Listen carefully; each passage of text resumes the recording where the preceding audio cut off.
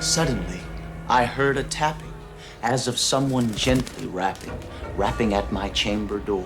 Welcome to Watch Mojo, and today we're discussing actor Brandon Lee's tragically short life and immortal legacy. If you mean trying to imitate him in some way, trying to be a poor man's Bruce Lee, not at all. Before Brandon, there was Bruce. By the time he could walk, Brandon Lee remembered training with his father, the legendary Bruce Lee. My dad was a really diligent trainer, and he always had people over at the house practicing, friends and students. The son of Chinese parents, Bruce was born in California, but brought up in Hong Kong, where his father, a Cantonese opera singer, helped him enter the film industry at a young age. The father and son even co-starred in 1950's The Kid, marking the 9-year-old Bruce's first lead role.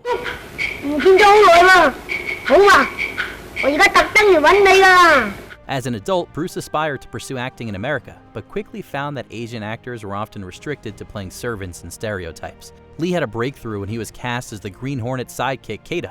Dead. You know what this means, Kato? Dan Carly knows about the gun. Despite lasting just 26 episodes, the series not only helped popularize Bruce in the States, but martial arts as well.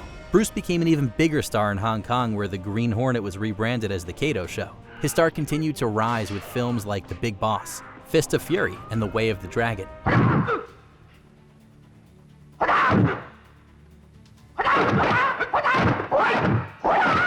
Hollywood took notice, with American distributors reportedly offering as much as $500,000 for Bruce's most influential film, 1973's Enter the Dragon. What's your style? My style? You can call it the art of fighting without fighting. It would also be Bruce's most heartbreaking film. A month before Enter the Dragon was to make its LA premiere, the 32-year-old Bruce took a nap after consuming a painkiller. He never woke up. Numerous rumors circulated surrounding Bruce's death, which Brandon compared to Elvis conspiracy theories. What's the craziest of those? I mean, certainly reports that he'd been killed by secret Chinese gangs that... I really, honestly, you don't name keep up with them. But Bruce's death was concluded to be an accident, with the medication causing cerebral edema, being the son of Bruce Lee. Along with the 8-year-old Brandon, Bruce left behind his daughter Shannon, his wife Linda, and a legion of fans. At a time when many martial artists frowned upon sharing secrets of their craft, Bruce crafted bridges, not only teaching Asian students, but Caucasian ones as well. Up until that time, the individual arts were very much separate. There was no transfer of information between the arts whatsoever. Brandon, who was white on his mother's side, continued to study martial arts with his father's teacher, Dan Inosanto.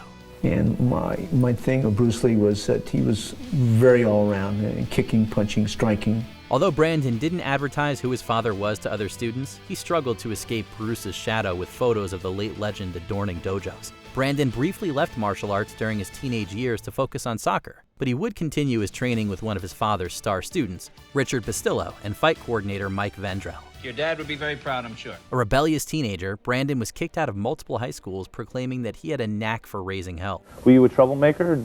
I guess so. Seems like such a long time ago, but... Only a few months shy of graduating, the 17-year-old Brandon left Chadwick School and started hitchhiking across the country. It was a journey of self-discovery. While Brandon didn't want to merely be seen as Bruce Lee's son, he was drawn to his father's passion, which included martial arts, philosophy, and performing. How'd you get into acting? From a real young age, it's what I wanted to do. Upon getting his GED, Brandon began studying acting, majoring in theater at Emerson College. After doing a few plays, Brandon moved to LA, where he made a living as a script reader. Brandon landed his first on-screen acting gig when he was offered a part in the TV film Kung Fu the Movie. You wish to save this worthless devil? A Shaolin. A coward. A peasant. Linda Lee Cadwell claimed that her husband conceived the idea for the original Kung Fu show, but Warner Brothers reworked it with David Carradine as the lead. Cobra seeks to fix the eye of the bird before it strikes. In that moment of looking at each other, each accepts his role. Predator and prey. Carradine returned for the 1986 TV movie, with Brandon playing his character's son. Wanting to avoid comparisons to his father, Brandon was apprehensive about kicking off his career with a martial arts movie. But was it a natural progression for you to go into films? Well, I always wanted to go into films. I didn't really plan necessarily on going into martial arts films. And he was eventually persuaded, though, with Kung Fu the Movie premiering on his 21st birthday. Who are you? A simple monk, humble like the dust. In addition to starring in a follow-up, Kung Fu: The Next Generation, Brandon hit the big screen with the Hong Kong action picture Legacy of Rage and the West German spy film Laser Mission. Brandon made his American silver screen debut in Showdown in Little Tokyo, starring opposite Dolph Lundgren. You know all that upper body strength? That really slows you down. I'm not slow. You didn't hit me. Well, if I did, you wouldn't be here. I'm not arguing. Brandon gained more mainstream attention as Jake Lowe in 1992's Rapid Fire. I'm your only ticket out of here, kid. So what do you want, cop?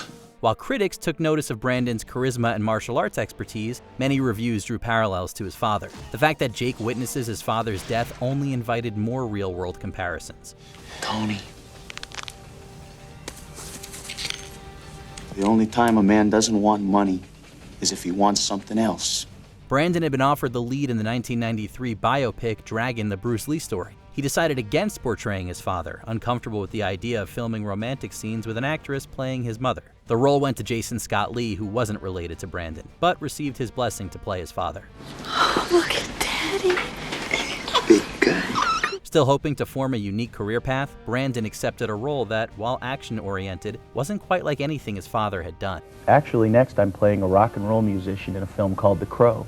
The Legacy of the Crow. James O'Barr created the Crow comics after his fiancée Beverly died in a drunk driving crash. Protagonist Eric Draven is similarly plagued with grief as he watches his fiancée Shelley die before his own life expires. Shelley. Rising from the dead, Eric seeks revenge against the killers who destroyed two happy lives. O'Barr was approached about a film adaptation, with one studio envisioning The Crow as a Michael Jackson musical. Collaborating with writer John Shirley, O'Barr eventually got a faithful adaptation off the ground with Alex Proyas directing. I saw her.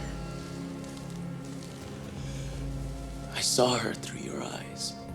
Christian Slater and River Phoenix were eyed for the lead, but Brandon was ultimately cast as Eric. O'Barr initially didn't feel Brandon was right for the role, although the two soon hit it off. Why don't you tell me a story?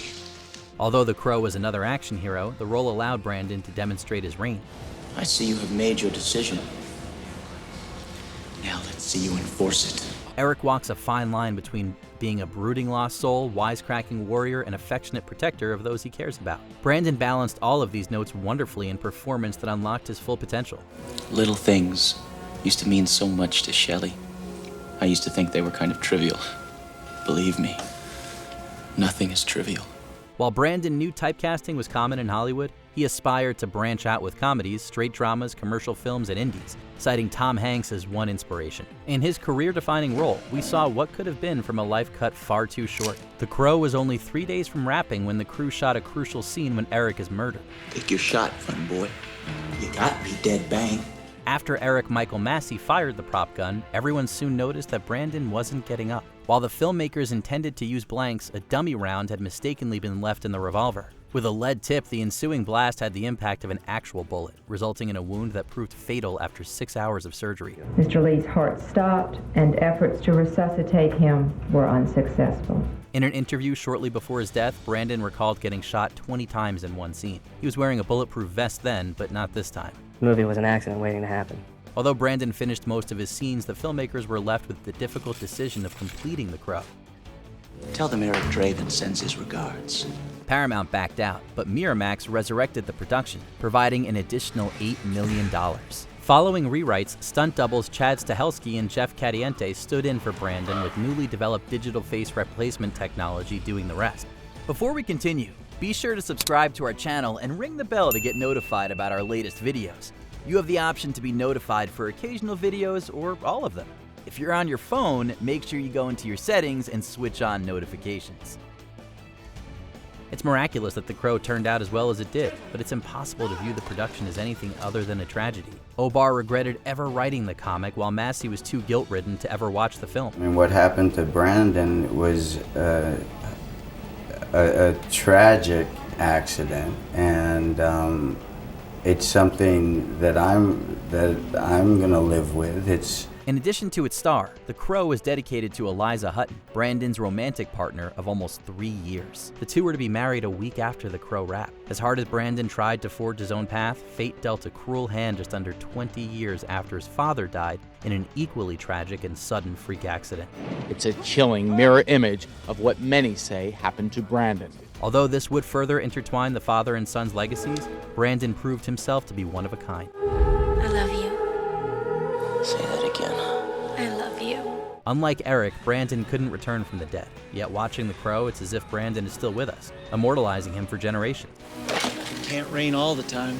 A Crow remake starring Bill Skarsgård was announced for 2024, much to the disapproval of Alex Proyas, who called the original Brandon Lee's legacy. Of course, The Crow also inspired 3 forgettable sequels. Those films didn't diminish what Brandon accomplished, and however the remake turns out, his legacy will live on. Guess it's not a good day to be a bad guy, huh, Skank? What a skank. We'll always wonder what could have been, with Stan Lee once saying he would have been a good fit for Shang-Chi. Along with James Dean, Heath Ledger, and his father, though, Brandon Lee is forever an icon. Bye. Share your memories of Brandon Lee in the comments. Buildings burn, people die, but real love is forever. Did you enjoy this video? Check out these other clips from WatchMojo, and be sure to subscribe and ring the bell to be notified about our latest videos.